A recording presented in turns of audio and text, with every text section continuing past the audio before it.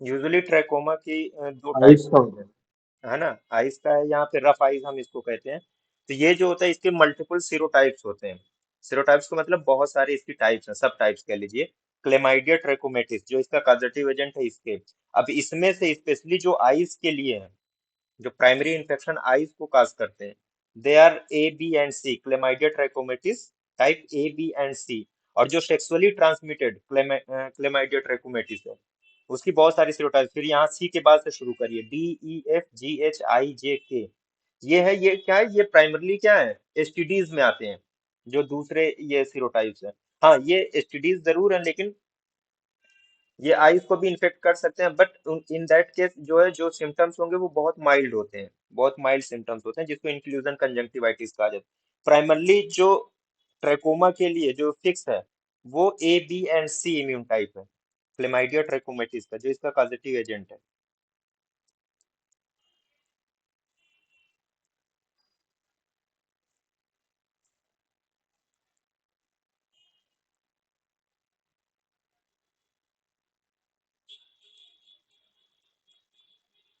A B and C, serotype A B and C, this is the causative agent of trachoma, chlamydia trachomatis, है ना।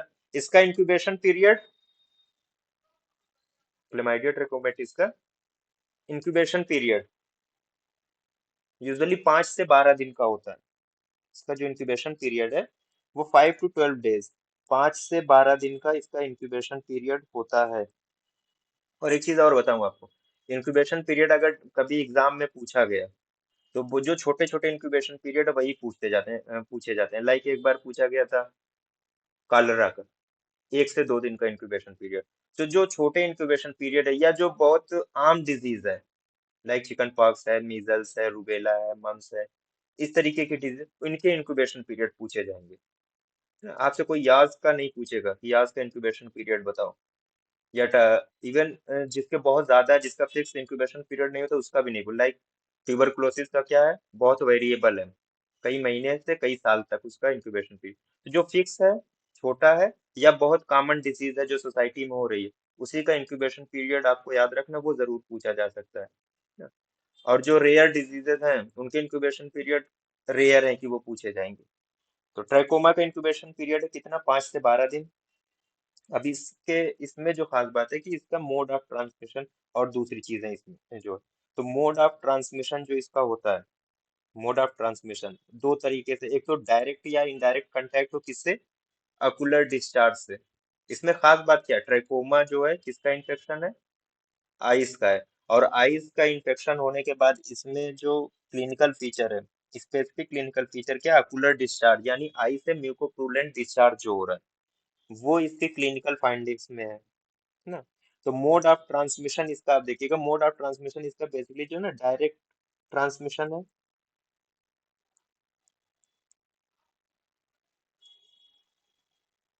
Direct transmission कैसे होगा, यानी contact with ocular discharge, direct transmission में।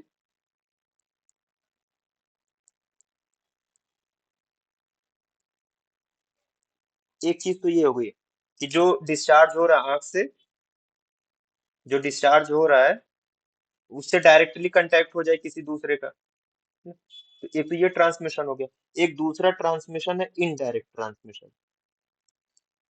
थोड़ा सा दिमाग लगाइए, अभी ये भी बहुत आसानी से हल हो जाएगा। इनडायरेक्ट ट्रांसमिशन ट्रैकोमा में किस तरीके से होगा, सपोज दैट आपकी फैमिली है, ज्वाइंट फैमिली है।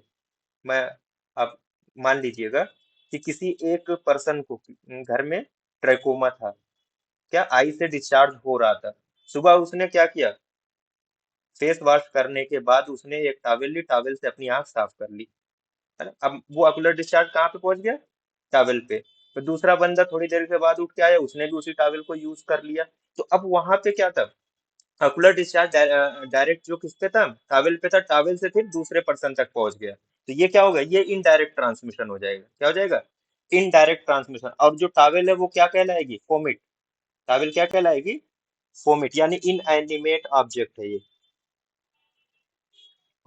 टॉवेल है या किसी दूसरे सरफेस पे, वो अकुलर डिस्चार्ज लग गया, वहां से किसी दूसरे पर्सन को ट्रांसमिट हो गया। तो दो ट्रांसमिशन आपके सामने आए, direct transmission, contact, direct contact with ocular discharge, indirect transmission with fomites, है ना, टावेल है या कोई दूसरा सरफेस है वहां से आगे। एक और ट्रांसमिशन है, बहुत कॉमन ट्रांसमिशन ये भी है, इससे हर कोई वाकिफ होगा, आई सीकिंग फ्लाइज, ना, मक्खियां, आई सीकिंग फ्लाइज यानी मक्खियां। आपने देखा होगा अक्सर जिनको आंख में एक तरीके से कह लीजिए कि अगर डिस्चार्ज हो रहा है तो वहां पे मक्खियां जरूर अट्रैक्ट होती है, वहां बैठेंगी, फिर किसी दूसरे पर्सन पे जाके बैठ जाएंगी, है ना? तो यहाँ से क्या हुआ कि ये जो है ये वेक्टर बॉन्ड भी हो गया, ये आइस सॉरी फ्लाइज क्या है, एज ए वेक्टर ये काम कर रही है, एक जगह से दूसरी जगह पे क्या कर रहे हैं, डिजीज को ट्रांसमिट कर रही है। तो ये इसका मोड ऑफ ट्रांसमिशन था। अब इसके प्रिडिस्पोजिंग फैक्टर्स यानी डिजीज को एग्रीवेट करना या दूसरों तक किसी में डिजीज को इनिशिएट करना, ये वाले जो फैक्टर्स हैं, एक तो डायरेक्ट सनलाइट, आइस का इरिटेशन हो, डस्ट हो, स्मोक हो, और कुछ इरिटेंट्स लाइक जो कस्टम्स होते हैं घरों में, बहुत सारे घरों में काजल लगाना या सुरमा लगाना, तो ये क्या है, ये these are screen sir, positive. Screen आ रही है नहीं आ रही है सर?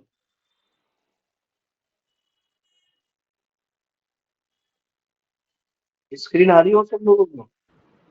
आ रही है। आ रही आ है। रही है सर। आ रही आप है। एक काम करिए ना, डिस्कनेक्ट नहीं करा आ के फिर रही। से कनेक्ट करें। ठीक है, तो ये प्रिडिस्पोजिंग फैक्टर्स है जो डिजीज को फर्दर जो प्रिडिस्पोज करते हैं, एग्रीवेट करते हैं। तो डायरेक्ट सनलाइट, डस्ट है, smoke and irritants like kajal and surma, ये क्या है, ये प्रिडिस्पोजिंग फैक्टर्स है।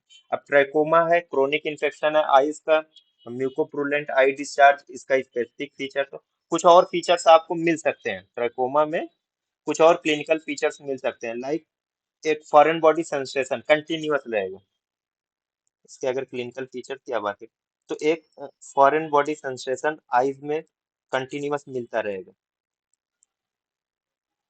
जिससे बार बार क्या करेगा इंसान ना, जिस पेशेंट में ये डिजीज रहेगी वो कंटिन्यूअसली आंख को क्या करेगा, रगड़ता रहेगा, उसे लगेगा कि कुछ चला गया उसकी आंख में, that is foreign body sensation in the eyes.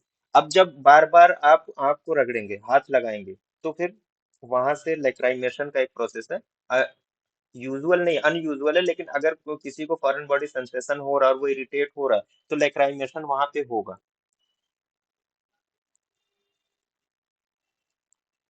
लेक्राइमेशन हो रहा है, लेक्राइमेशन के साथ साथ थोड़ी देर के लिए उसको इंटरप्टेड कह लीजिए, माइल्ड फोटोफोबिया रहेगा।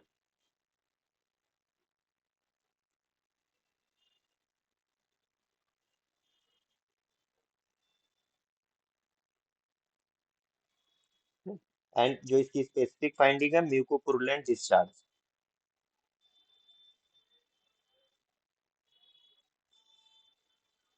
म्यूकोपुरुलेंट डिस्चार्ज ये इसके क्लिनिकल फीचर्स हैं।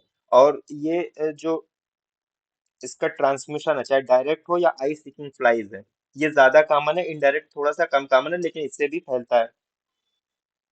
अब इसकी डायग्नोसिस कैसे होती है, ये सबसे इंपॉर्टेंट चीज है, ट्रैकोमा की डायग्नोसिस कैसे करते हैं, ये सारे फीचर्स में हो सकता है कि किसी और कंजंक्टिवाइटिस या किसी और दूसरे उसकी वजह से, आई की डिजीज है उसकी वजह से, तो ट्रैकोमा को डायग्नोस करने के लिए कुछ स्पेसिफिक फीचर्स आते हैं, आंखों में हमें देखना होता है, ये फील्ड डायग्नोसिस है। एटलीस्ट ये जो चार आपके सामने, इसमें से दो को प्रेजेंट रहना जरूरी है। अगर ये दो फाइंडिंग यहाँ से आपको मिल जा रही है तो आप कह सकते हैं कि ये ट्रैकोमा का केस है। क्या क्या है, एक तो follicles on upper tarsal conjunctiva.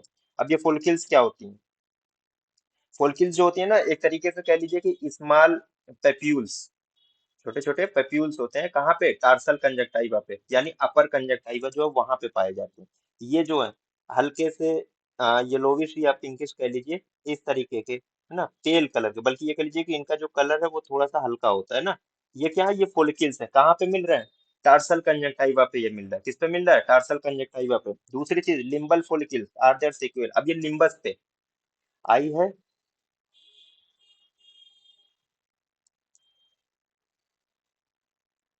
ना।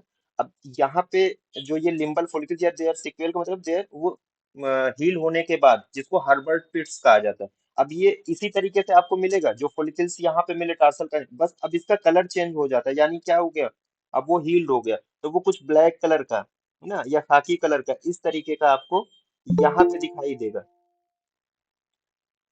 है ना, लिम्बस पे। तो ये चीज है कि इसको कहते हैं हर्बर्ट पिट्स। फिर कंजक्टाइवल स्कारिंग, कंजक्टाइवल स्कारिंग में दो चीजें, ट्राइकिएसिस या entropion. What is trichiasis and what is entropion? Trichiasis किसे कहते हैं? Inward deviation of eye lashes. Trichiasis का मतलब क्या है?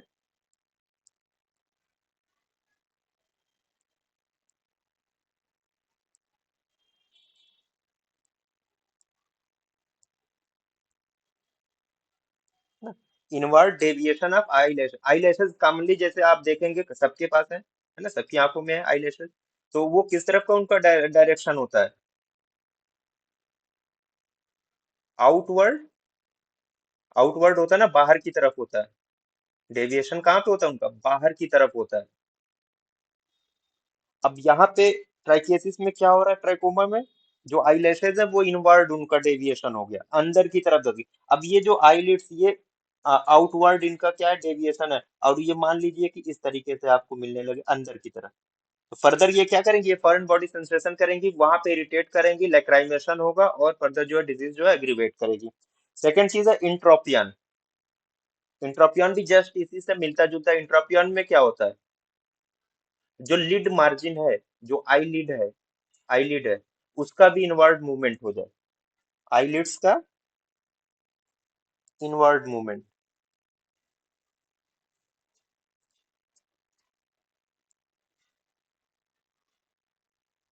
आईलिड्स का अगर अंदर की तरफ ये भी इनका मूवमेंट हो जाए, अंदर की तरफ ये धंस जाए, तो फर्दर जो है ये डिजीज को और एग्रीवेट करती है। तो इससे एक क्या है कि एक क्लिनिकल पिक्चर सामने आ जाती है। और इन चारों में से दो का प्रेजेंट होना जरूरी है। दो का प्रेजेंट होना जरूरी है। अगर दो मिल रहा है आपको तो दैट मीन्स कि ट्राइकोमा की डायग्नोस। लास्ट में क्या? वास्कुलर पैनस। पैनस फॉर्मेशन बहुत कॉमन है ट्राइकोमा में। होता क्या है? मान लीजिए ये आई है ना, नॉर्मली आप देखेंगे तो जो बल्बर कंजक्टाइवा है, जब हम उसको नीचे की तरफ प्रेस करते हैं तो हमें कुछ बहुत छोटी छोटी आर्टरीज, रेड कलर की हमें आर्टरीज वहां पे ब्रांचिंग इस तरीके से यहाँ पे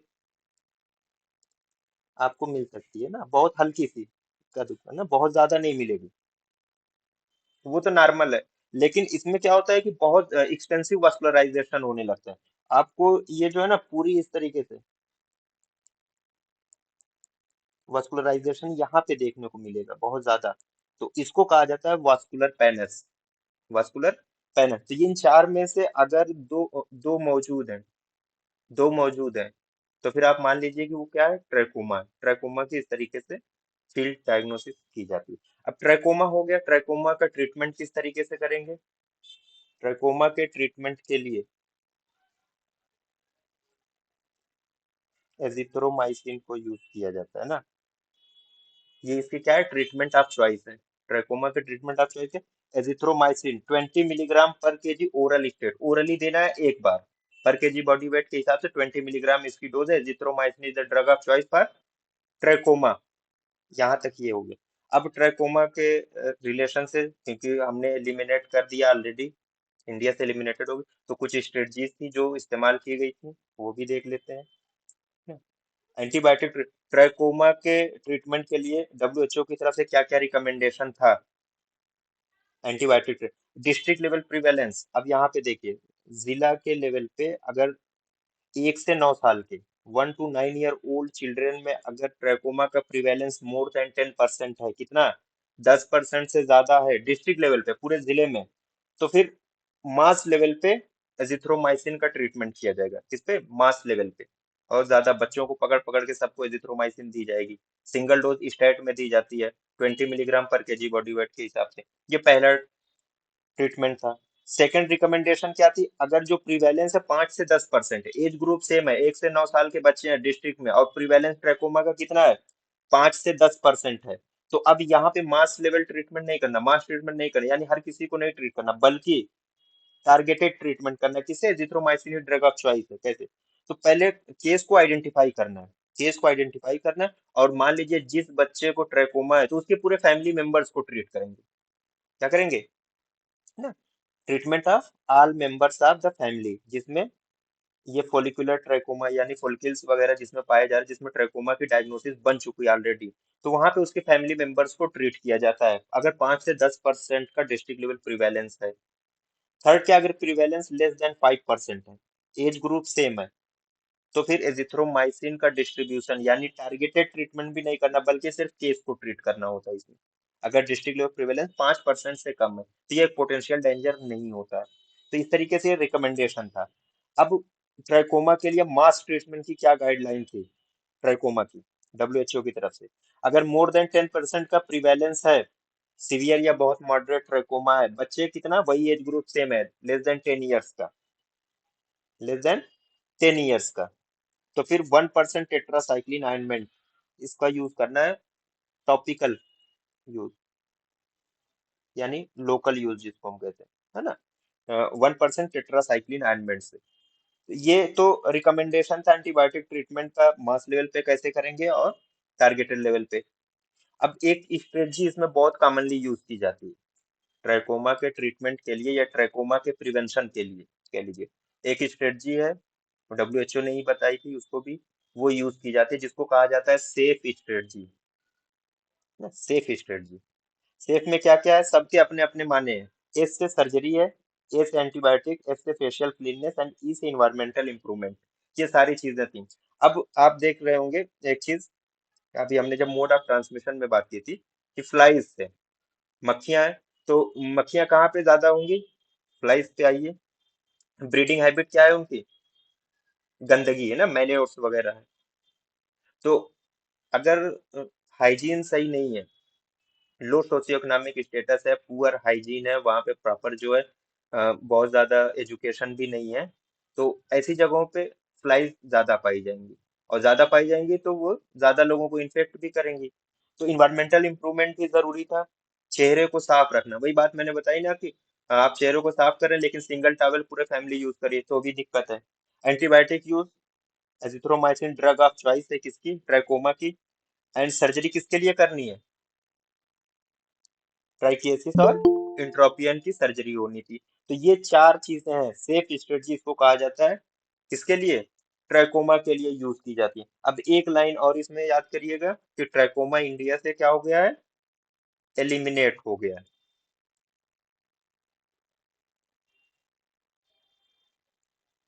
ट्राइकोमा कब एलिमिनेट हुआ? इसको सर्टिफिकेट मिला इंडिया को 8 अक्टूबर को। 8 अक्टूबर 2024 को ट्राइकोमा का सर्टिफिकेशन इंडिया को मिल गया कि ट्राइकोमा अब इंडिया में नहीं, इंडिया ने एलिमिनेट कर दिया। तो ये एक लाइन अभी क्योंकि रिसेंट की है, इसको थोड़ा सा याद रखिएगा कि ट्रैकोमा एलिमिनेट हो गया 8 अक्टूबर 2024 को। सेफ स्ट्रेटजी किसके लिए यूज की जाती है? ट्रैकोमा के लिए यूज की जाती है। ड्रग ऑफ चॉइस क्या है ट्रैकोमा की? एजिथ्रोमाइसिन है। डोज भले मत याद रखिए, लेकिन ड्रग ऑफ चॉइस जरूर याद होनी चाहिए कि azithromycin is drug of choice. Trachoma में बस इतना ही याद रख लेंगे बहुत है। सेकेंड जो है येलो फीवर, येलो फीवर। अब येलो फीवर के बारे में बहुत शार्ट डिस्क्रिप्शन। येलो फीवर का इंक्यूबेशन पीरियड किसी को पता है? 2 to 6 days. है ना, 2 से 6 दिन। और आप इसके लिए क्वारंटाइन पीरियड कितना है येलो फीवर के लिए? 6 दिन का लॉन्ग क्वारंटाइन पीरियड क्या होता है? लॉन्गेस्ट इंक्यूबेशन पीरियड ना, लॉन्गेस्ट इंक्यूबेशन पीरियड। तो 6 दिन का इसका जो है वो क्वारंटाइन पीरियड भी होता है येलो फीवर का। येलो फीवर को और बहुत सारे इसके सिनोनिम्स है, बहुत सारे नाम से इसको जाना जाता है। Black vomit,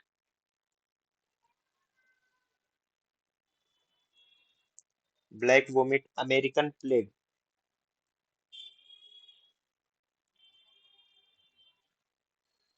and yellow Jack,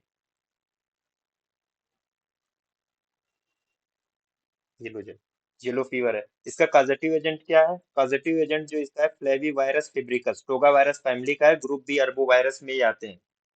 तो इतना ज्यादा नहीं, बस ये याद रख लीजिएगा positive agent is flavivirus febricis, है ना, ग्रुप बी अर्बो वायरस। बहुत सारे इसमें इसमें डेंगू का वायरस भी इसी फैमिली का आता है। डेंगू का डेंगू का वायरस भी इसी फैमिली से आता है ना। तो positive agent is flavivirus febricis. अब इसके रिजर्वायर दो तरीके से हैं, दो रिजर्वायर इसके होते हैं। एक होता है जो फॉरेस्ट साइकिल में चलती है, दूसरी urban cycle. Forest cycle and urban cycle, या जिसको हम अर्बन येलो फीवर कहते हैं और सिल्वेटिक या जंगल येलो फीवर कहते हैं। तो दो तरीके से इसका रिजर्वायर को बताया जाता है। अब जो फॉरेस्ट या सिल्वियन साइकिल है, यहाँ पे जो रिजर्वायर होते हैं, they are monkeys and forest mosquitoes. Monkeys and forest mosquitoes. अब जैसे जंगल है, फॉरेस्ट है, वहां पे ह्यूमन या आदमी का आना जाना कम रहता है। किसी खास मकसद के लिए वहां पे जाएगा, किस लिए जाएगा? ज्यादातर जो है वो जो वर्कर्स होते हैं फूड लॉगिंग, सॉरी, लॉगिंग के लिए जो लकड़ियां काटने का काम कर रहे हैं, या कोई दूसरा काम इस तरीके से, तो अकेजनल जाना होता है। यहाँ पे जो प्राइमरली जो इन्फेक्शन होता है ना, वो मंकीज का होता है। यहाँ पे मंकीज होते हैं जो इसलिए जो है इन्फेक्टेड होते हैं। मंकीज इन्फेक्टेड है, वहां के जो जंगल के मॉस्किटोज हैं ना, इसको एडीज अल्बिपिक्टस कहते हैं। तो वो जो है वो इनको इन पे फीड करता है। और एक चीज याद रखिएगा, जब ये एडीज, चाहे वो फॉरेस्ट साइकिल हो या अर्बन साइकिल हो, एडीज एक बार उसने मील लिया और वो इन्फेक्ट हो गया, मच्छर जब इन्फेक्ट हो गया, तो वो लाइफ लॉन्ग इन्फेक्टेड ही रहता है। वो जितनी बार किसी नए पर्सन को बाइट करेगा, उसको येलो फीवर वो ट्रांसमिट करता रहेगा। तो दोनों में बातें यही है। यहाँ पे जो है एडीज एजिप्टाई है, यहाँ पे एडीज अल्बिपिक्टस।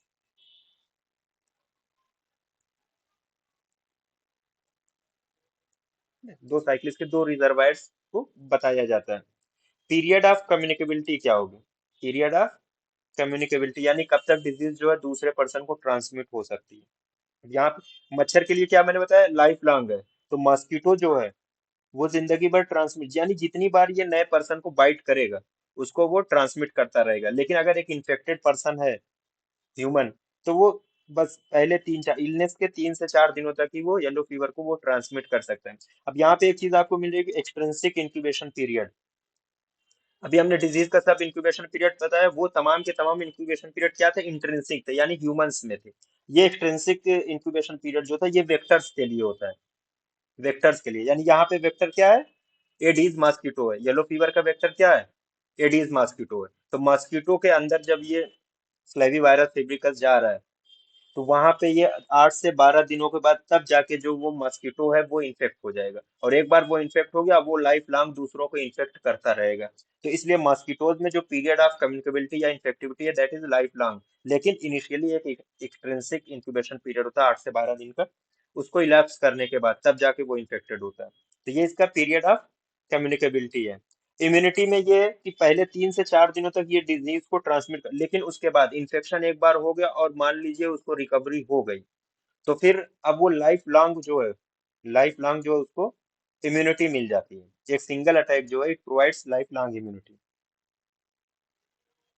अब कोई इम्यून मदर है जिसको ऑलरेडी जो है येलो फीवर एक बार हो चुका था, तो उसकी बॉडी में एंटीबॉडीज है। अब वो एंटीबॉडीज जो है वो इन्फेंट्स को, यानी बेबी को भी ट्रांसमिट हो जाती हैं। तो up to 6 month of initial life जो है इन्फेंट्स जो होते हैं वो प्रोटेक्टेड होते हैं। किससे? येलो फीवर से। अगर उस दौरान अगर मान लीजिए एडीज मॉस्किटो उनको बाइट भी करता है, तो उनको डिजीज नहीं होगी। और यूजुअली जो येलो फीवर का पहला इन्फेक्शन होता है, पहला इन्फेक्शन कह लीजिए, वो एसिम्टोमेटिक ही होता है।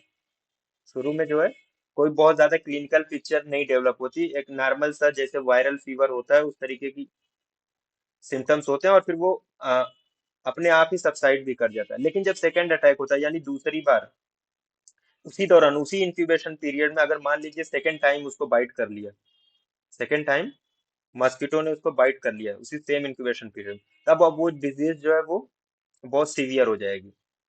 अब सीवियर जो होती है, अब इसमें बहुत सारे क्लिनिकल फीचर्स हैं, और उसी की ना क्लिनिकल फीचर्स पे इसका नाम भी इसी तरीके से पड़ा, ब्लैक वोमिट, अमेरिकन प्लेग या येलो जैक, इसका पड़ा। तो हाई ग्रेड का फीवर इसमें पाया जाता है। अगर सीवियर डिजीज है, सीवियर केसेस डेवलप हो रहे हैं, तो हाई ग्रेड का फीवर मिलेगा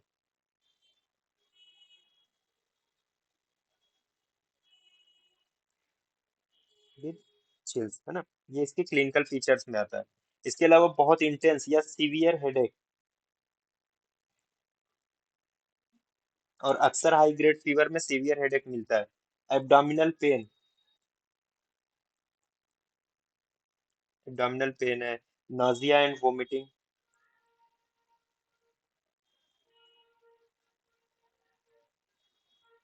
अब इसमें देखिए, यहाँ पे एक चीज है, येलो जैक क्यों कहा जाता है? क्योंकि ये ना, इसमें जॉन्डिस, जॉन्डिस और दूसरे जो है हिमोरेजिक मैनिफेस्टेशन बहुत कॉमन है।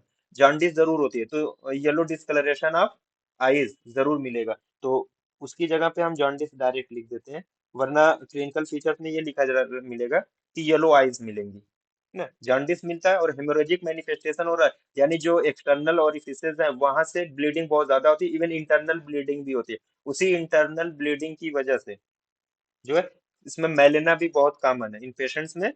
मेलेना भी बहुत कॉमन है, और मेलेना हो रहा है तो कभी कभी जो है अगर अपर जीआई ब्लीड है तो वहां से उसको वोमिटिंग भी हो जाती है। वोमिटिंग कैसी होगी? ब्लैकिश होगी, ब्लैक कलर की होगी। उसी की वजह से इसको ब्लैक वोमिट कहा जाता है।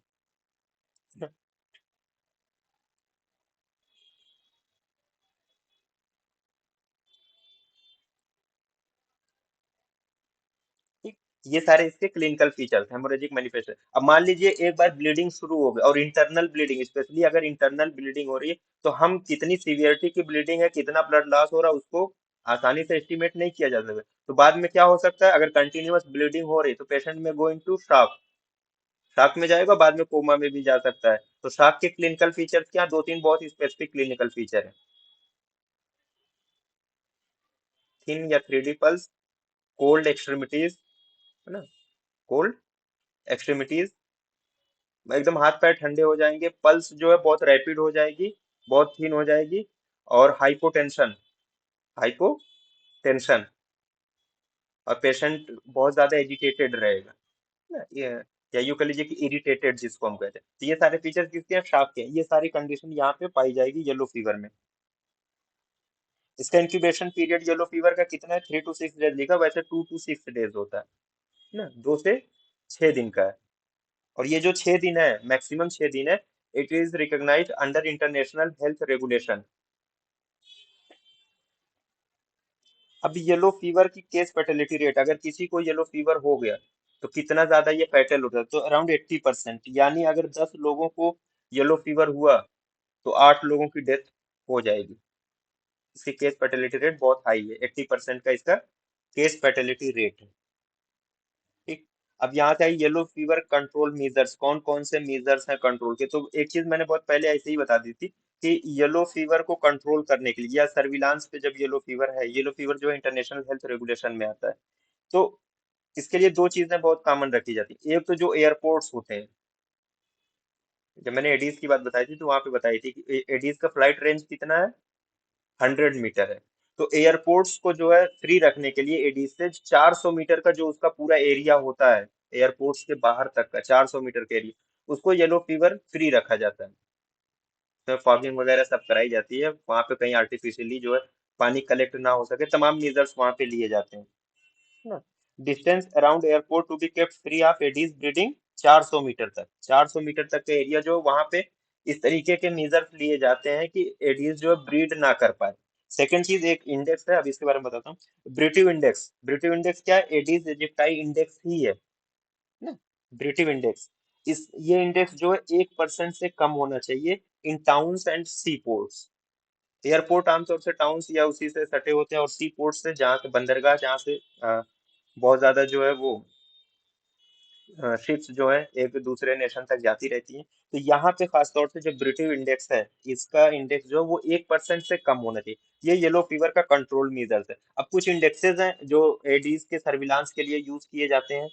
उसमें तो एक अभी आपने ब्रिटिश इंडेक्स देखा, और बहुत सारे, like container index. Container index का मतलब क्या है? जो पानी के कंटेनर्स हैं, सपोज दैट आर्टिफिशियली वहां पे पानी जमा है, तो वहां पे उनकी देखी जाएगी कि ब्रीडिंग, एडीज की ब्रीडिंग हो रही है या नहीं हो रही है। तो कंटेनर का सर्वे किया जाता है। कंटेनर का क्या किया जाता है?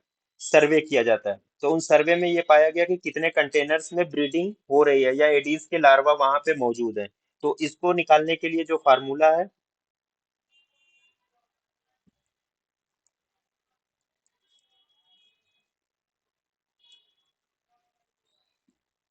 Number of containers showing breeding of Aedes larva.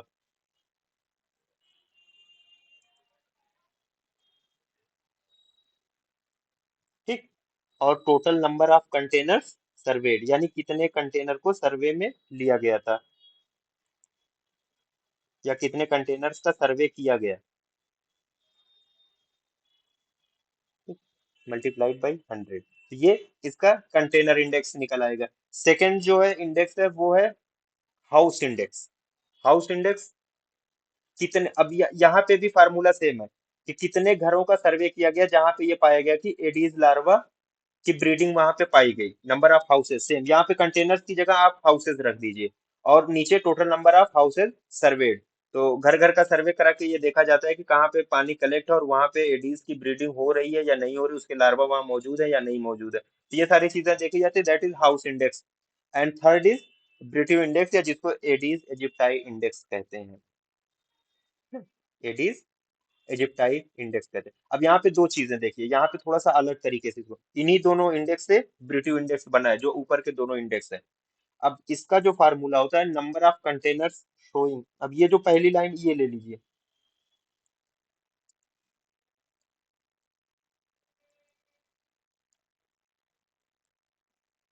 Number of containers showing breeding of Aedes larva. ठीक, ये तो पहली लाइन हो गई इसकी।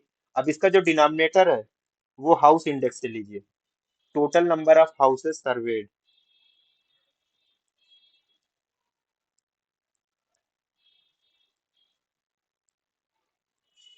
Multiplied by 100। ये है ब्रीटिव इंडेक्स है। आप फार्मूला मत याद रखिए चलेगा, लेकिन ये तीनों इंडेक्स किससे हैं, येलो फीवर से रिलेटेड है, ये जरूर याद रखना है आपको, है ना। ब्रीटिव इंडेक्स यानी नंबर ऑफ कंटेनर, घर घर गए, वहां पे ये देखा कि कितने कंटेनर्स में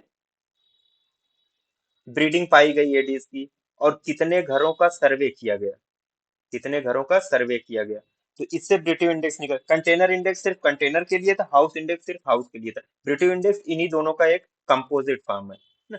तो ये तीन इंडेक्सेस हैं जो किससे रिलेट कर रहे हैं, येलो फीवर से। तो इंडेक्स जरूर याद रखिए, जैसे आपसे पूछ लिया जाता है कभी कभी, पर्ल इंडेक्स किससे रिलेटेड है, पर्ल इंडेक्स किससे रिलेटेड है। इसी तरीके से आपसे पूछा जाता है सुलिवान इंडेक्स क्या होता है। तो कम से कम इंडेक्स के नाम हमें याद होने चाहिए कि ये किससे रिलेट कर रहा है, तो वहां से भी काम चल जाएगा आपका। अब ब्रीटिव इंडेक्स के बारे में जरूर, ये थोड़ा सा स्पेसिफिक है, इसके बारे में पूछा जा सकता है। Breteau index is related to yellow fever. अब येलो फीवर की वैक्सीन भी आती है। अच्छा, येलो फीवर की जो वैक्सीन है, येलो फीवर की जो वैक्सीन है, इसका स्ट्रेन क्या है।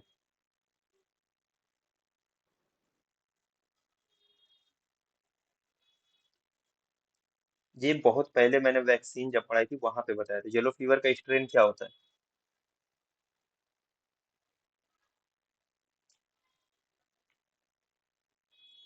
सर 17D है शायद।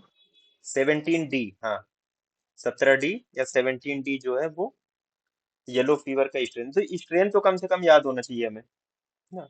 Live attenuated freeze dried vaccine है, और एक तरीके से कह लीजिए कि हाईली थर्मोडेबाइल वैक्सीन है। सबसे हाई थर्मोडेबाइल वैक्सीन क्या, येलो फीवर वैक्सीन ही है। लेकिन अगर आप उसको बीसीजी को कॉन्स्टिट्यूट कर देंगे या डाइल्यूट कर देंगे, तो फिर वो सबसे जो है हाईएस्ट लेवल पे आ जाती है। ठीक, तो live attenuated freeze dried vaccine, strain कौन सा है, 17D यूज किया जाता है। 17D स्ट्रेन इसका जो है वो यूज किया जाता है। डोज क्या होती है इसकी, इसकी डोज 0.5 ml। किसी भी एज में, किसी भी एज को अगर येलो फीवर वैक्सीन एडमिनिस्टर करनी है तो सेम डोज है 0.5 ml, 0.5 ml। रूट क्या है इसका, route of administration is subcutaneous, subcutaneous इसका रूट है। And site at the insertion of deltoid, ये सिंपली आप कह लीजिए कि डेल्टॉइड पे, राइट या लेफ्ट वो आप अपने कन्वेंशन से उसको चूज कर सकते हैं, वो आपकी मर्जी है। यहाँ पे साइट क्या है, डेल्टॉइड इसकी साइट है। अब यहाँ पे जो येलो फीवर वैक्सीन जो ब्रांड जो बनता है, जो मैन्युफैक्चरर है, वो बताते हैं कि इसकी इम्यूनिटी येलो फीवर वैक्सीन के बाद वो कितने दिन तक रहती है, 7 दिन, वैक्सीनेशन के 7वें दिन से लेके 35 ईयर्स तक। लेकिन यहाँ पे मत जाइएगा।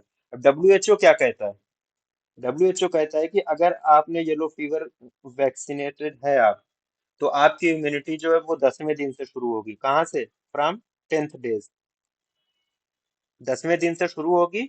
और अब ये कब तक चलेगी, लाइफ लॉन्ग। ये रिसेंट एडवांसमेंट है, पहले 10 दिन से 10 साल तक था। अभी क्या है, डब्ल्यू के अकॉर्डिंग जो है येलो फीवर वैक्सीनेशन की जो वैलिडिटी है, ये जो सर्टिफिकेट की वैलिडिटी है, वो 10th डे से स्टार्ट हो जाती है। यानी जिस दिन वैक्सीनेशन हुआ है उसके 10वें दिन से उसकी वैलिडिटी स्टार्ट होगी, कहाँ तक चलेगी, लाइफ लॉन्ग, जिंदगी भर चलेगी, है ना? इसकी चलती है। अब एक चीज और है, अगर येलो फीवर वैक्सीन है, येलो फीवर, इसका कोल्ड चेन टेम्परेचर क्या होता है?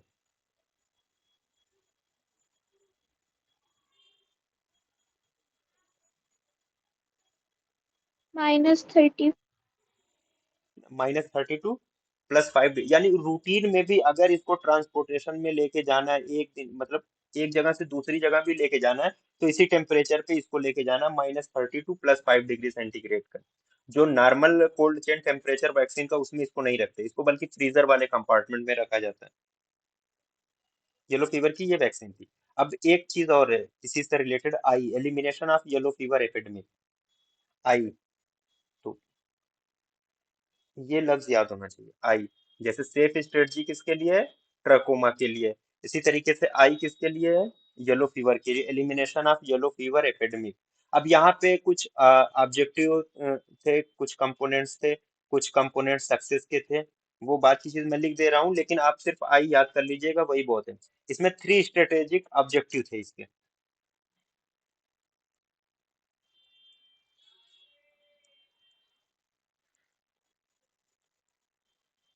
3 स्ट्रेटेजिक ऑब्जेक्टिव क्या क्या थे? एक तो था प्रोजेक्ट एट रिस्क पॉपुलेशन, यानी पॉपुलेशन को डिफाइन करना था कौन रिस्क पे है।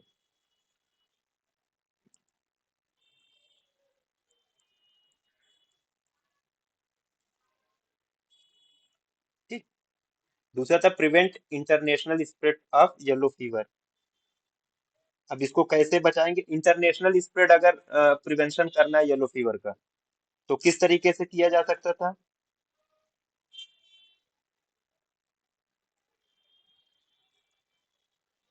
तो यार अभी पढ़ा, एयरपोर्ट्स को क्या चलो करना फिर। था?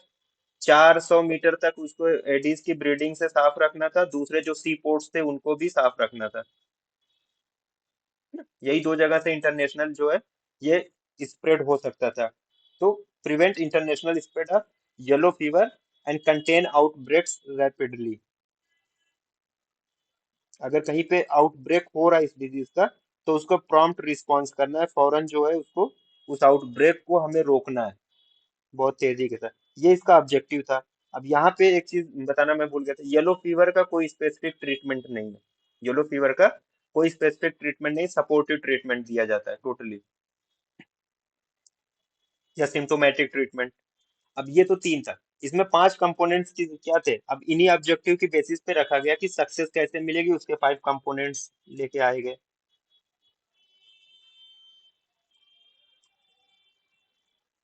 5 कंपोनेंट्स ऑफ सक्सेस। पहली चीज ये थी कि affordable vaccine,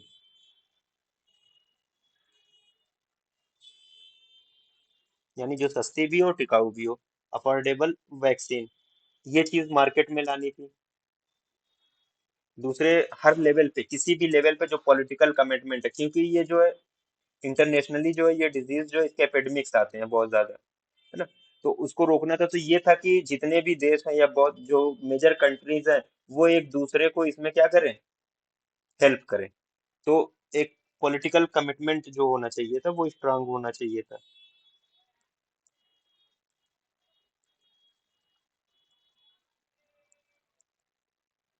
strong political commitment और हाई लेवल गवर्नेंस होना चाहिए था। दूसरे जो है दूसरे हेल्थ प्रोग्राम्स है या दूसरे हेल्थ सेक्टर्स हैं, उनको इनका सिनर्जीज यानी सिनर्जेस्टिक एक साथ मिलके काम करना था। एंड लास्ट में क्या? Research and development, continuous research होना चाहिए फर्दर जो है इसके ट्रीटमेंट के लिए और दूसरी चीजों के लिए। ये इसके 5 कंपोनेंट्स थे। सिर्फ आप आई को याद रखिए कि ये किस लिए है, elimination of yellow fever epidemic, that is I. अब लास्ट जो है वो है टाइफाइड फीवर। और टाइफाइड फीवर के बारे में बस इतना जानिए कि ये आप कहीं पे भी रहेंगे, आप प्रैक्टिस में हो ना हो, आपको लोग जान जाएंगे कि ये डॉक्टर है, तो वो आपको जरूर 2 4 रिपोर्ट इस तरीके के दिखाई देंगे कि देखिए ये टाइफाइड है तो इसका क्या ट्रीटमेंट चलेगा। तो जानना थोड़ा सा जरूरी है इसके बारे में।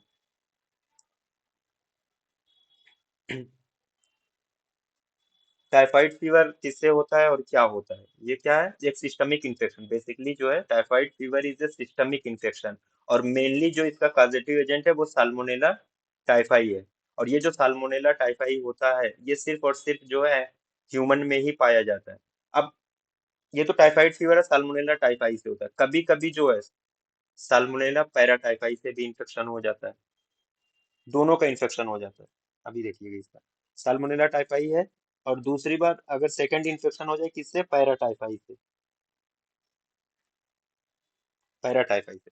तो साल्मोनेला टाइफाई और साल्मोनेला पैराटाइफाई अगर इन दोनों के कॉम्बिनेशन से इंफेक्शन हो रहा है तो उसको हम कहते हैं एंटेरिक फीवर। अब इन दोनों को क्या कहा जाएगा, एंटेरिक फीवर। ये थोड़ा सा डिफरेंस है, आमतौर से हम लोग एक दूसरे के सिनोनिम्स के तौर पे टाइफाइड और एंटेरिक फीवर लिख देते हैं, बट थोड़ा सा अलग है। टाइफाइड होगा सिर्फ और सिर्फ किससे, साल्मोनेला टाइफाई से। और अगर दोनों का पॉजिटिव आ रहा है इन्फेक्शन, साल्मोनेला टाइफाई और पैराटाइफाई, तब उसको हम कहेंगे एंटेरिक फीवर, एंटेरिक फीवर। तो वो टाइफाइड और पैराटाइफाइड फीवर दोनों होता है। और ये जो टाइफाइड डिजीज है, this typhoid disease is endemic in India.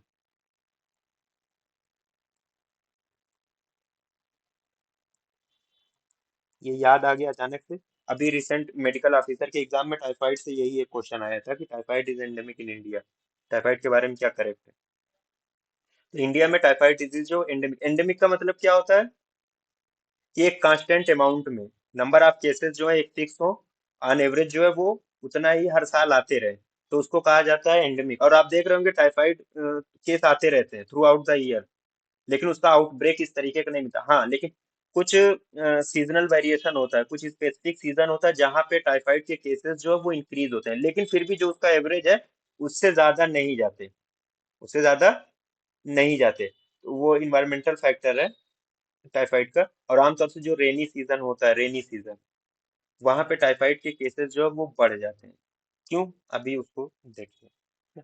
Reservoir of infection क्या, मैन ही होगा, क्योंकि साल्मोनेला टाइफाई जो है ये कहाँ पे पाया जाता है, सिर्फ और सिर्फ ह्यूमंस में पाया जाता है।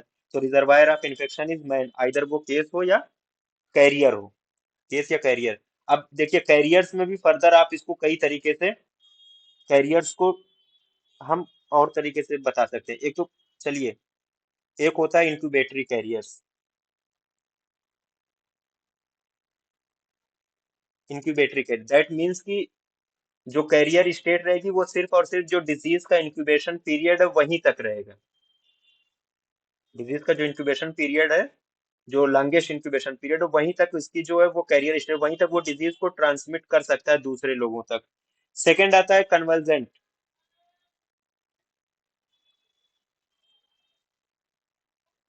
कन्वर्जेंट कैरियर्स, यानी जब डिजीज सबसाइड हो रही होती है, डिजीज जब सबसाइड हो रही है तो उस कन्वर्जेंस फेज में भी वो बैसिलस को एक्सक्रीट आउट करता रहता है और दूसरों को इन्फेक्ट कर सकता है। और थर्ड आता है जिसको हम कहते हैं बहुत कॉमन इसमें, क्रोनिक कैरियर। क्रोनिक कैरियर कब कहेंगे, जब कोई इन्फेक्टेड पर्सन जो है, कोई इन्फेक्टेड पर्सन है जो ये टाइफाइड का जो बैसिलाई है इसको 1 साल से ज्यादा हो जाए, वो टाइफाइड बैसिलाई को एक्सक्रीट करता रहे, यानी लोगों को इन्फेक्ट करता रहे 1 साल से ज्यादा वक्त तक। और इस क्रोनिक कैरियर की सबसे बेस्ट एग्जांपल कौन था, टाइफाइड मैरी। Typhoid Mary. कौन था, टाइफाइड मैरी था, जिसने अपनी पूरी जिंदगी में 1300 लोगों को इन्फेक्ट किया था।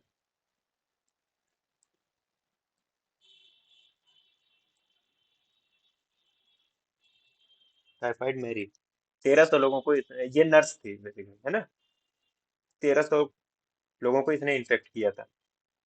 ये रिजर्वायर ऑफ इन्फेक्शन। सोर्स क्या होगा, दो सोर्स इसके बहुत कॉमन होते हैं।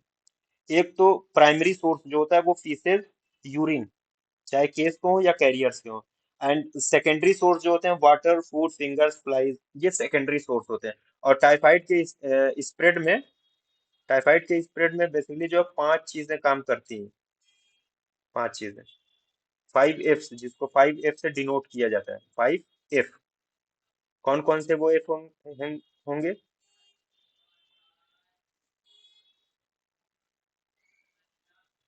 फिंगर, फ्लाइज, फोमिट्स, फीसेस, एक और एफ है कोई वो भूल रहा हूँ मैं ना। तो 5 F जो होते हैं वो किस में होते हैं, टाइफाइड में होते हैं। और 4 F,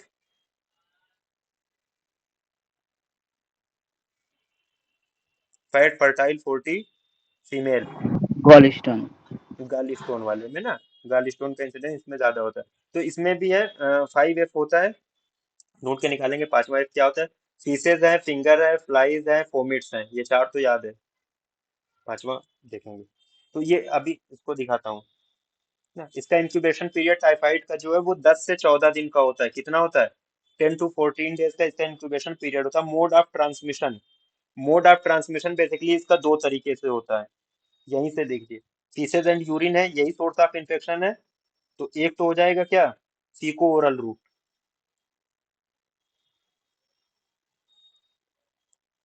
सेकेंड जो होगा यूरिन ओरल रूट। ये इसका मोड ऑफ ट्रांसमिशन, डिजीज यहाँ से ट्रांसमिट होती है।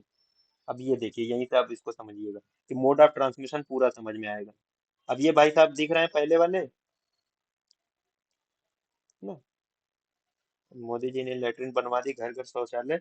लेकिन ये अभी क्या है, ओपन में लेटरिन कर रहे हैं ना, नॉट यूजिंग प्रॉपर सैनिटेशन या सैनिटरी जो मेथड है उसको यूज नहीं कर रहे हैं, यानी लेटरिन का यूज नहीं कर रहे हैं, ओपन में ये किया इन्होंने।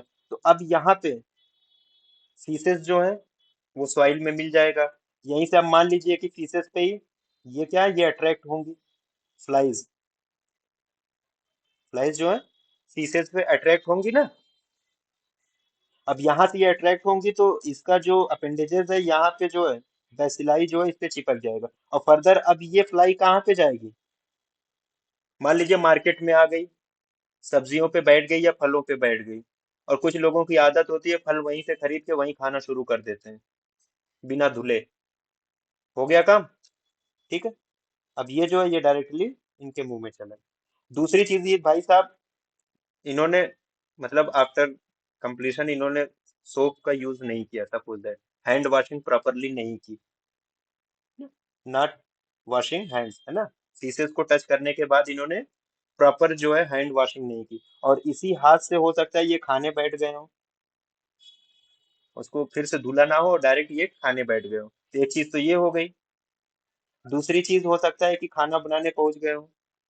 अब ये मेल भी हो सकते हैं, फीमेल भी हो सकते हैं, या फिर फूड मटेरियल था या सब्जियां थी उसको इन्होंने टच कर लिया, फर्दर जो है वो पहुंच गया। और ये जो है ये क्या है, पानी। अब पानी क्या है, किस तरीके से, अब यहाँ से मान लीजिए जिस भी खेत में ये थे, फार्म पे बाहर ओपन, बारिश हुई, पानी के साथ बैसिलाई जो आया कि कोई नियर बाई वाटर सोर्स में आया, वहां से पानी की सप्लाई हो गई घर में, और प्रॉपरली वो ट्रीटेड वाटर नहीं था, और उससे हो सकता है हैंड वॉश किया गया हो, या इवन उसको ड्रिंकिंग पर्पज के लिए यूज कर लिया गया हो, कुकिंग के लिए यूज कर लिया गया हो, क्लॉथ की वॉशिंग के लिए यूज कर लिया होगा, फर्दर जो है वहां से वो डिजीज ट्रांसमिट हो जाएगी ना। तो इस तरीके से ये जो पूरा स्पेक्ट्रम है, ये ट्रांसमिशन का पूरा स्पेक्ट्रम है टाइफाइड का। तो टाइफाइड की जो डिजीज है बेसिकली अगर हम कहें ना, तो जो इनसैनिटेशन है या इम्प्रॉपर हाइजीन है, उसी से ये फैलती है।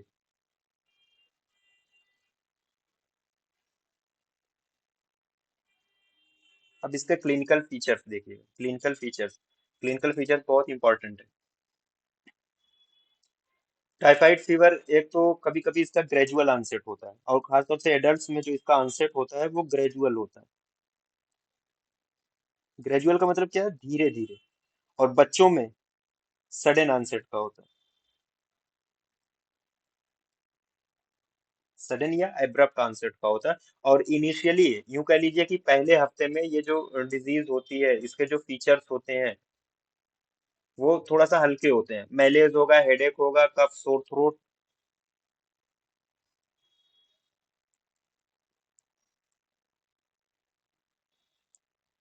ड्राई कफ होता है इसमें, है ना। और सोर थ्रोट के फीचर्स मिलते हैं। साथ में इनिशियली यूं कह लीजिए कि फर्स्ट वीक की शुरुआत जो हो रही है इस इन्फेक्शन की, वहां पे शुरुआत में जो है कॉन्स्टिपेशन मिलता है, कॉन्स्टिपेशन मिलता है। लेकिन जैसे जैसे डिजीज प्रोग्रेस करती है टाइफाइड में, फर्दर जो है फिर क्या हो जाता है, इसी कॉन्स्टिपेशन के बाद आफ्टर 1 वीक, या यूं कह लीजिए कि छठे सातवें दिन डायरिया होने लगता है। अब ये जो डायरिया होता है ये एक स्पेसिफिक है, कि इसको दिया गया नाम, क्या नाम देते हैं इसको, नहीं पता, पी सूप डायरिया,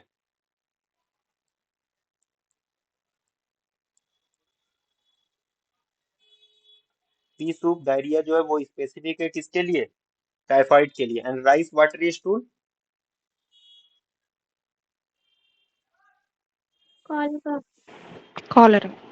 है ना? हाँ, तो टाइफाइड के लिए पी सूप डायरिया या P soup stool, and rice watery stool जो होता है वो कॉलरा के लिए होता है। तो ये कॉन्स्टिपेशन हो गया अभी, ये हो गया कॉन्स्टिपेशन, सॉरी डायरिया हो गया। डायरिया हो गया, फर्दर जो है पेशेंट जो है और दूसरे सिम्टम डेवलप हो रहा है, एब्डोमिनल डिस्टेंशन। अब डिजीज प्रोग्रेस कर रही है, एब्डोमिनल डिस्टेंशन होगा। हो सकता है अगर प्रॉपरली ट्रीट नहीं किया गया हो, डिजीज जो है दूसरा हफ्ता भी वो निकाल गया, सेकेंड वीक भी पूरा चला गया, तो मे भी बाद में क्या मिलेगा, शार्क के फीचर्स आपको मिल जाएंगे। और ये जो शार्क के फीचर्स मिलते हैं ड्यू टू इंटेस्टाइनल परफोरेशन, और ये जो इंटेस्टाइनल परफोरेशन है ये जो है बहुत कॉमन कॉम्प्लिकेशन है किसका, टाइफाइड फीवर का। अब जब इंटेस्टाइनल परफोरेशन होगा तो इंट्रापेरिटोनियल ब्लीडिंग होगी, तो पेरिटोनाइटिस भी डेवलप हो सकता है, पेरिटोनाइटिस भी डेवलप हो सकता है। तो ब्लीडिंग हो रही है, फर्दर जो है क्या मिलेगा, मैलेना भी मिल मैलेना भी मिल सकता है, यानी डार्क कलर्ड फीसेस हो सकते हैं, या इवन फ्रेश ब्लड, अगर बहुत ज्यादा मैसिव ब्लीडिंग हो रही है तो फ्रेश ब्लड भी आ सकता है ना, पेरिटोनाइटिस भी हो रही है। साथ में कुछ लेस सीवियर कॉम्प्लिकेशन है, लाइक कोलेसिस्टाइटिस है, नेफ्राइटिस है, मायोकार्डाइटिस है, ये सारे फीचर्स भी आपको मिल सकते हैं। ये कब, थर्ड वीक में, अगर प्रॉपरली ट्रीट नहीं किया गया। एक चीज इसमें रहेगी, क्या रहेगी, फीवर। फीवर के बारे में अभी हमने बात ही नहीं की।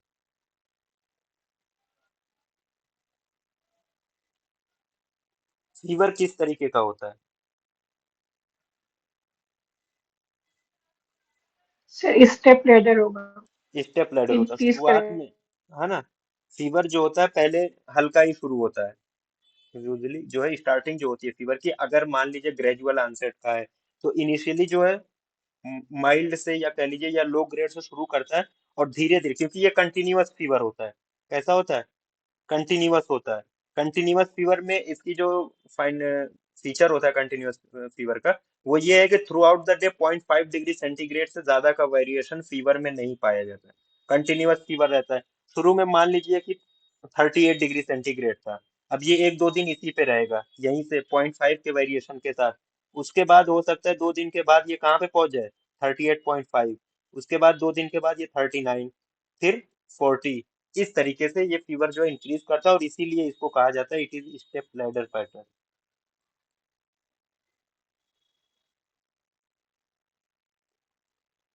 अब दूसरे फाइंडिंग्स और भी कुछ मिलेंगी इसमें, लेबोरेटरी फाइंडिंग्स है या कुछ और।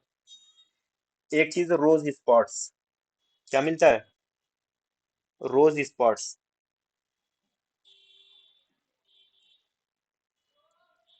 रोज स्पॉट्स मिलते हैं आमतौर से जो ट्रंक है वहीं पे ज्यादा कॉमन है, रोज स्पॉट जो है वो ट्रंक पे कॉमन है, और यूजुअली जो है ये सेकेंड वीक में मिलता है। ये वीक जरूर याद रखिएगा, सेकेंड वीक। इंटेस्टाइनल परफोरेशन कब हो रहा था? थर्ड वीक में हो रहा था। और रोज स्पॉट जो मिलता है वो सेकेंड वीक में मिलता है। कब मिलता है? सेकेंड वीक में, रोज स्पॉट इसको अब दूसरी फाइंडिंग क्या मिलेगी इसमें, और बहुत सारी फाइंडिंग्स मिलती है, दैट इज स्प्लिनोमेगेली मिलेगा आपको, स्प्लिनोमेगेली। और मान लीजिए कि स्प्लिनोमेगेली मिल रहा है, इसमें एक टर्म और होता है जिसको हम कहते हैं रिलेटिव ब्रेडिकार्डिया।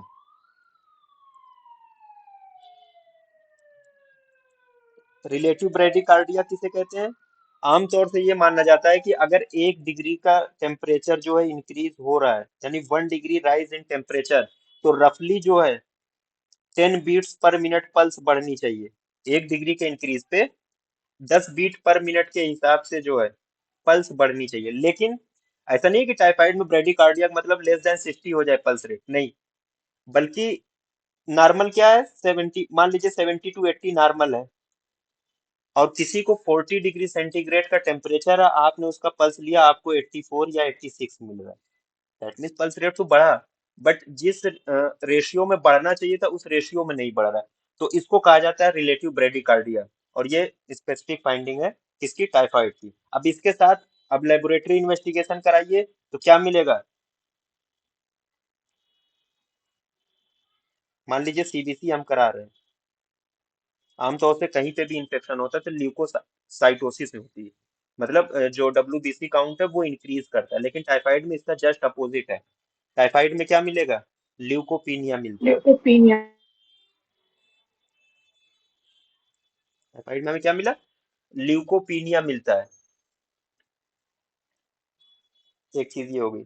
और जो प्लेटलेट काउंट है वो भी, मतलब यूं कह लीजिए कि लोअर साइड पे ही रहते हैं, लेकिन बहुत ज्यादा कम नहीं होते। ल्यूकोपीनिया इसकी बहुत स्पेसिफिक फीचर है इसमें ना।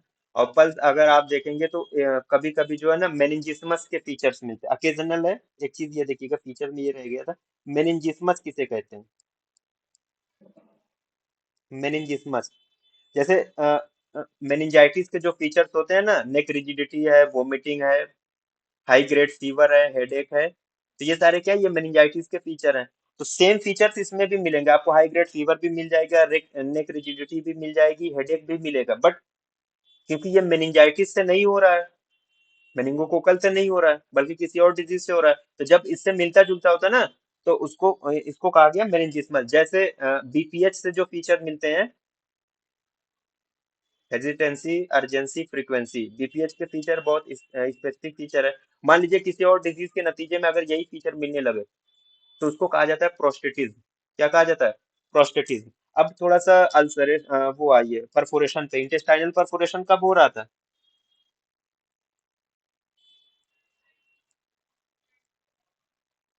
इंटेस्टाइनल परफोरेशन जो हो रहा था वो थर्ड वीक पे हो रहा था, है ना। तो बेसिकली जो परफोरेशन होता है वो कहाँ से होता है? पेयर्स पैचेस का।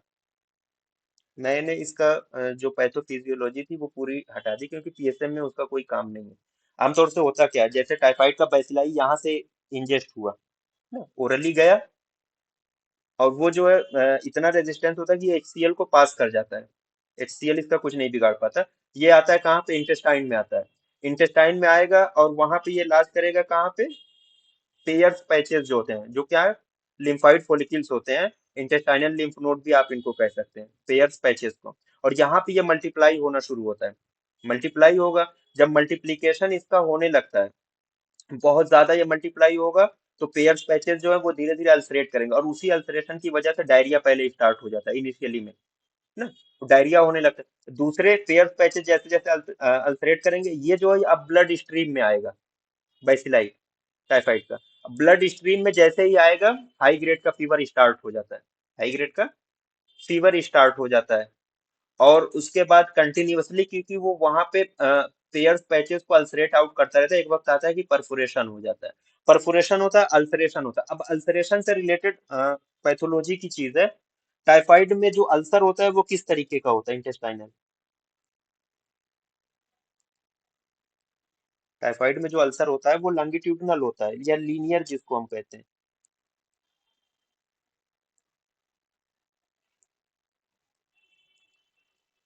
ना, टाइफाइड में हो गया। अच्छा, अगर मान लीजिए किसी को इंटेस्टाइनल अमीबिएसिस हो रही है,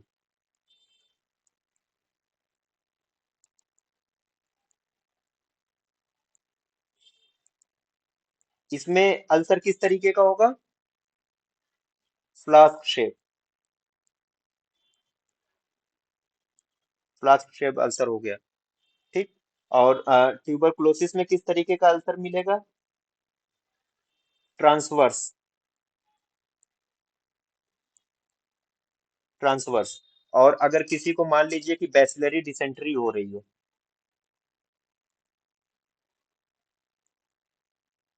बैसिलरी डिसेंट्री, तो यहाँ पे जो शेप ऑफ द अल्सर होता है, just like map, map like ulcer यहाँ पे मिलता है ना। मैप लाइक का अल्सर यहाँ पे मिल रहा है। तो ये सारे क्लिनिकल फीचर्स। और इसके मोस्ट कॉमन कॉम्प्लिकेशन क्या है इसका? Intestinal perforation. और यूजुअली जो इंटेस्टाइनल परफोरेशन होता है वो थर्ड वीक में होता है। और जो रोज स्पॉट्स हैं वो कब मिलते हैं? Second second week. वीक में, सेकेंड वीक में मिलते हैं। और इसमें जो खास बात क्या है, ल्यूकोपीनिया मिलेगा आपको, रिलेटिव ब्रेडिकार्डिया मिलता है, एब्डोमिनल डिस्टेंशन, शुरू में कॉन्स्टिपेशन, बाद में डायरिया। ना। और फीवर का पैटर्न क्या है, स्टेप लैडर पैटर्न। ठीक, अब ये हो गया। अब इसकी डायग्नोसिस कैसे बनाई जाती है, इसकी डायग्नोसिस कैसे हम करते हैं। तो बेसिकली इसकी डायग्नोस बासु याद रखिएगा, BASU, लेबोरेटरी डायग्नोसिस जो इसकी होती है वो BASU बासु से होती है। बी से क्या, बी किसके लिए स्टैंड कर रहा है, ब्लड कल्चर। ठीक, ए से एग्लूटिनेशन टेस्ट।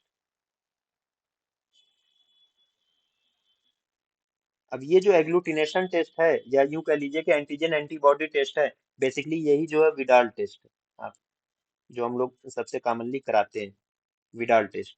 एस से स्टूल कल्चर, एंड यू से यूरिन कल्चर। ठीक, ये इसकी डायग्नोसिस है। अब कराते कब है, उसी के सेम सीक्वेंस में, first week, second week, third week, fourth week, याद रखिएगा। ब्लड कल्चर जो है ये फर्स्ट वीक में कराया जाता है, यानी इसकी डायग्नोसिस अगर पहले हफ्ते में आपको करानी है तो ब्लड कल्चर कराना है। सेकेंड वीक में विडाल टेस्ट पॉजिटिव आएगा, उससे पहले अगर आप विडाल टेस्ट कराएंगे तो नहीं आएगा। स्टूल कल्चर जो है वो थर्ड वीक के लिए है, एंड यूरिन कल्चर जो है वो फोर्थ वीक में ये पॉजिटिव आता है। ठीक, ये इस तरीके से इसका कराते हैं। अब कुछ नए टेस्ट भी आ गए हैं, कुछ नए टेस्ट भी हैं जो रैपिड हैं, जल्दी से यूज हो जाते हैं, जल्दी से आसानी से जो है डिटेक्ट हो जाता है, like typhi dart. Typhi dart है, एक टाइफी डार्ट एम है, typhi dart M, dipstick test. Basically ये जितने के जितने ये टेस्ट है, टाइफी डॉट है, टाइफी डॉट एम है, डिपिस्टिक टेस्ट है, तीनों के तीनों में आईजीएम एंटीबॉडीज का डिटेक्शन होता है। और जो टाइफी डॉट एम है, टाइफी डॉट जो है प्लेन टाइफी डॉट, इसमें आईजीएम और आईजीजी दोनों एंटीबॉडीज को डिटेक्ट होता है ना? और बाकी इसमें आईजीएम एंटीबॉडीज, और डिपिस्टिक टेस्ट में भी आईजीएम एंटीबॉडी। तो ये इस तरीके से इसका ये रैपिड टेस्ट है, और नए टेस्ट जो अभी यूज किए जाते हैं ना। और अगर सबसे क्लियर कट आपको, या यूं कह लीजिए कि कंप्लीट डायग्नोसिस अगर आपको बनानी है, कंफर्मेटरी डायग्नोसिस, तो वो ब्लड कल्चर ही है इसका main stay of the diagnosis. Blood culture सबसे बेस्ट है। और विडाल टेस्ट जो है, यूजुअली अगर किसी को रिसेंट इन्फेक्शन हो चुका 2 महीने पहले, 3 महीने पहले भी, तब भी विडाल टेस्ट पॉजिटिव आ जाता है। तो इसकी जो सेंसिटिविटी है वो मॉडरेट में ली जाती है, बहुत अच्छी सेंसिटिविटी नहीं मानी जाती है। अब इसका ट्रीटमेंट, ड्रग ऑफ चॉइस क्या क्या यूज करेंगे ना, केसेस के लिए सिफेलोस्पोरिन, और सिफेलोस्पोरिन में खास तौर से जो थर्ड जनरेशन सिफेलोस्पोरिन यूज की जाती है, थर्ड जनरेशन में कॉमनली अगर आईवी रूट से आपको देना है तो सेफ्ट्राइक्सोन, ये आईवी सेफ्ट्राक्सोन देते हैं। या अगर ओरल देना है तो सेफिक्सिम बहुत कॉमन है जो यूज की जाती है, क्या सेफोडॉक्सिन। ठीक है, थर्ड जनरेशन सेफेलोस्पोरिन बहुत कॉमनली यूज की जाती है। एंड क्यूनोलोन्स, क्यूनोलोन्स में कौन कौन सी ड्रग आती है, एसिन ग्रुप है इसमें, लाइक सिप्रोफ्लॉक्सेसिन, ना, मॉक्सीफ्लॉक्सेसिन एंड लीवोफ्लॉक्सेसिन। ये सारी ड्रग्स जो है वो क्विनोलोन्स के ग्रुप में आती हैं केसेस के लिए। कैरियर्स के लिए एम्पिसिलिन या अमोक्सिसिलिन और प्रोबेनिसिड 6 हफ्ते के लिए इसको यूज किया जाता है कैरियर्स के लिए। अब कुछ इसकी इम्यूनाइजेशन से रिलेटेड भी चीजें हैं, लाइक इम्यूनाइजेशन में क्या, इसके जो है दो वैक्सीन है, एक तो लाइव है, या यूं कह लीजिए कि ओरल जो हम देते हैं, live oral vaccine. And second जो है वो टाइफिन वी आई, आईवी रूट से या पेरेंटल रूट से जो दी जाती है ना। दो वैक्सीन इसकी यूज की जाती है। टाइफोरल वैक्सीन इसका जो है ये टैबलेट दिया जाता है, टाइफोरल वैक्सीन, या इसको दूसरे नाम से टाई 21 ए भी कहा जाता है ना। ये ओरल दी जाती है, टाइफोरल वैक्सीन टाई 21 ए। शेड्यूल क्या है, कैसे दिया जाता है, बेसिकली जो है ये कैप्सूल होता है, first day, third day and fifth day.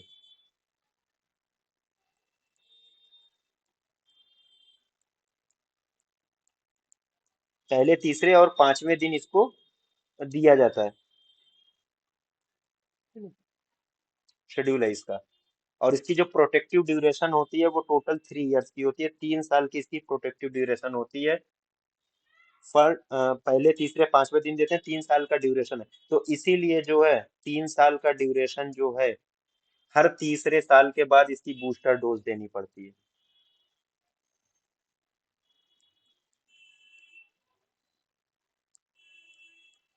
और फिर से 3 डोज का बूस्टर दिया जाता है सेम ड्यूरेशन से, इसी तरीके से ना। हर तीसरे साल जो है इसका बूस्टर दिया जाता है। ओरल वैक्सीन की बात हो रही है जो कैप्सूल फॉर्म में होता है। अब जो पेरेंट्रल रूट है that is Typhim V I, Typhim V I vaccine जो है ना।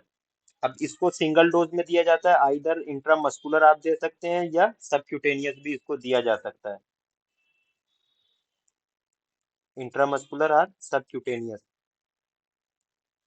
सबक्यूटेनियस है। बस इसके लिए कंट्राइंडिकेशन क्या है, ये 2 साल से कम के अगर बच्चे हैं, less than 2 years, तो ये कंट्राइंडिकेटेड है ना। 2 साल से कम के उम्र के बच्चों में इसको नहीं दिया जाता है, ये कंट्राइंडिकेटेड है। कॉमनली जो है यही दो वैक्सीन है इम्यूनाइजेशन के पर्पज से यूज की जाती है। टाइफोरल वैक्सीन टाई 21A जो ओरल है, नाम में ही इसके जाहिर है ओरल है। टाइफिन वी आई जो है दैट इज पैरेंट्रल रूट से दी जाती है, सिंगल डोज है। और 2 साल से कम उम्र के बच्चों में ये कंट्राइंडिकेटेड है।